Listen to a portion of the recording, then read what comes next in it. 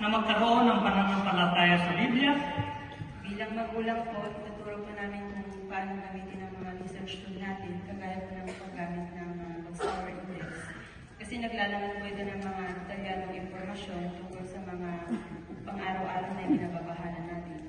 At para hindi naman po sila ma-confuse, kailangan na maunawaan nila yung comparison mula sa mga ebidensya sa Biblia at sa mababasa nila sa ibang mga referensya. Kapag napatunayan pa ng mga anak natin na katotohanan ng sinasabi ng Biblia, matutulong po ito sa kanila upang tumibay po yung pananampalataya nila. Salamat. Prim, ano ang resulta nito?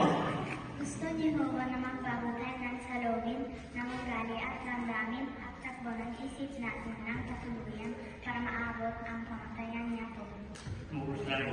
Kaya ang sumunod na tanong, ang katotohanan. Kaya matutulungan po natin ang ating mga anak kung tuturuan natin silang maintindihan ang mga kahilingan ng Diyos.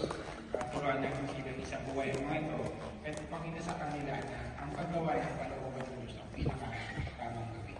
maraming salamat sa inyo.